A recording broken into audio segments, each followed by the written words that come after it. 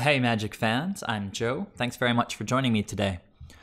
If you'd like to support my channel, please check out the link above to my Patreon page. I'm here with the sixth, queue that I played with this 4-color Soulherder deck. Looks like I'm on the play. And this is another one of those hands where, you know, you probably shouldn't keep them, but you can't resist. The fact that I have a second Hierarch in case they remove the first just makes it that much more keepable. Obviously, I really want to rip land on my first draw to be able to just slam Oko, but I'm going to keep this because the upside is so high. If you know, everything goes according to plan.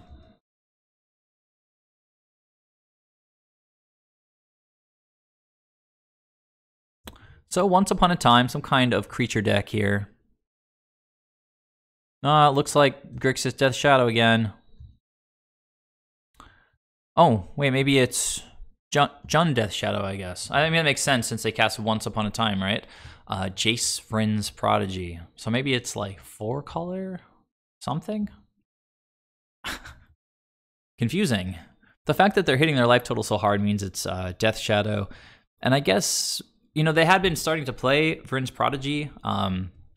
What is the big synergy with this card? I guess that they get to flip it to Telepath Unbound and then recast some of their removal spells from the graveyard.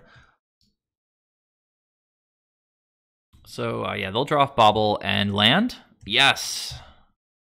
Get wrecked, Death Shadow player. Fear the Oko. Gonna make some food, have a snack over here. Okay, Polluted Delta. What do you have that can compete with Oko? Tarmogoyf. Tarmogoyf cannot compete with Oko. That's very silly of you to think that that's a, you know, a possibility. turn the Tarmogoyf into an elk. And then, yeah, let's start playing some of our little creatures. Okay, we would have preferred to hit a land there, but we do have a second Hierarch, so continuing to ramp, even though we miss our third land drop. Now, so Tarmogoyf's going to attack this, and whatever, like, I don't care. Like, punch him in the face. He still has 4 loyalty. And here's Vryn's Prodigy. I think that thing's going to become an elk also. All right, Force, reasonable draw. Yep, you're an elk. Go ahead and play a Coatl because we'd love to draw a land here. No land, but another Hierarch. Seems reasonable. I guess, what am I? I'm just leaving up Coatl here. Okay, they play a Shock. Here's a Thoughtseize. Let's get the Coatl on the battlefield. I can think about whether I want to counter this or not after I draw something. Eternal Witness. I've got so many good cards here, so if they take the Witness, whatever, I just drew that. If they take anything else and I want it, I can get it back with Eternal Witness, so go ahead. Thoughtseize resolves. You're at 6 life. Right, so maybe both of these guys are going to get in at Oko. I think, yeah, he took the second copy of Oko, so this, yeah, I really don't care about. So Oko goes down to 2. What's happening here? Oh, this was a mistake by the opponent. So this is like every now and then you get the the poor competition level sort of like creeping in. Teamer Battle Rage, yeah, it's not going to give this Tarmogoyf trample because it's not triggering Ferocious, so it's just going to give it double strike. It's already being chumped, so opponent effectively tapping out and throwing away a card for no reason. And they said whoops after that, so and then they just scooped. So I mean, yeah, like how can you beat turn 2 Oko when you're just playing like a bunch of creatures? Yeah, like this is like one of the most efficient creatures in Magic. Should be like a 5/6 or like a 6/7 or something. Well, it's just a 3/3. This card, I guess, was going to become a Planeswalker, but it's just a 3/3. Over here, you know, I've got this Planeswalker chilling at 5. It can get hit by a 3/3 down to 2. I'm going to have another 3/3 blocker next turn. Start buying stuff back from the graveyard. So early Oko, just like, I mean, it's one of the strongest plays in Modern, like in any deck. So when you take like a kind of a brew like Soulherder and just jam 4 Okos in, add some synergy like all these little guys who get souped up when you turn them into a 3/3, or they just defend really well. Play it on turn 2 with your dorks. I don't know. It just works so well in this deck, and it just makes Soulherder like a little bit less of like a tier 3 deck, a little bit more of like a tier 2 deck. So that was game 1. Let's go ahead to game 2 and see how we do against this 4 or 5 color Death Shadow deck. All right, back for game 2. Opponent's going to be on the play. This is a mulligan because we can't cast our Hierarch. This is a keep. We've got lands and 2-drops, so definitely keepable. I'll probably just pitch one of these Vistas. Although, yeah, I guess so. Because we can go, what? Like, Overgrown Tomb, Plains, Island, get our 4 colors. White is one of the colors of Soulherder and Siege Rhino, so it's like, it's okay, I guess. Yeah, so one of the Vistas gets pieced out. Ordergrave, gonna Inquisition me, and what does the opponent think is the most valuable? Coatl probably a good choice.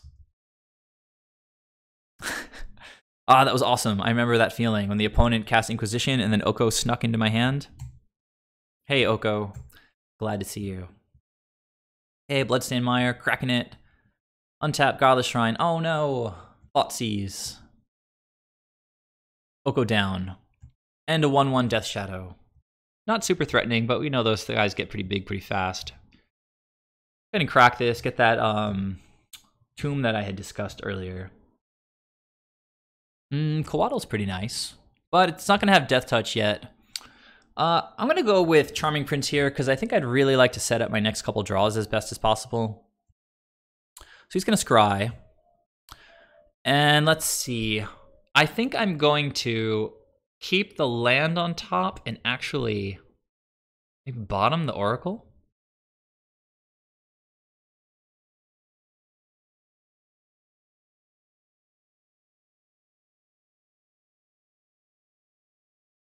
So no need to start blocking yet.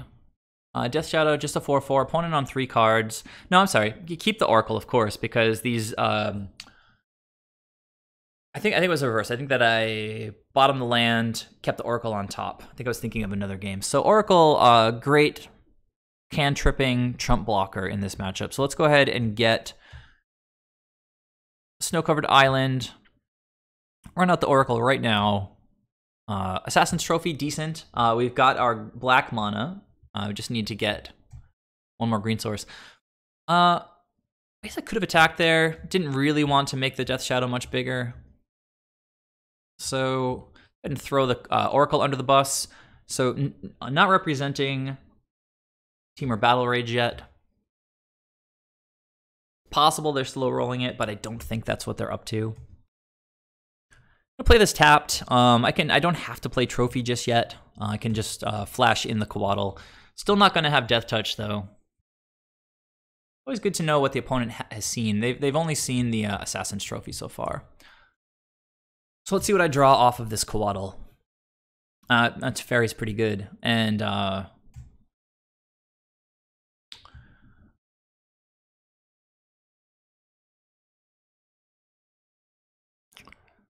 so a lot of decisions, obviously. Can just try to jam Soulherder, start getting some value. A Soulherder and Hierarch, but I think Teferi is like a nice way to sort of yeah. If they have the counter, it's probably good that they use it on Teferi and not on Assassin's Trophy, which will eventually have to deal with this Death Shadow. So I'm gonna play out Hierarch and still don't really want to make this guy gigantic because if I attack for 3, this thing's a 9/9 and I'm just immediately dead to Team or Battle Rage. But this can make it a 7/7. Still not totally dead to it. I think it's just gonna take this hit here. Opponent follows up with a Goyf. All right, so need a good draw here. Huh. Siege Rhino pretty good. So I think I'm just gonna jam that guy. I guess I thought better of it. It seemed good at first, but let's sort of reduce the threat, get rid of the Death Shadow, which could get like infinitely, well, not infinitely, but it can become a 12/12, which is pretty frightening. Keep Tarmogoyf as the only threat. If I chump him, I can't die to Battle Rage, so I can play it this way and then play Soulherder.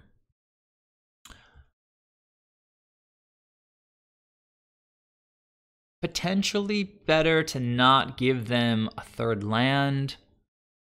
Wait, they didn't find a land. I guess they have no basics in this deck. That's funny.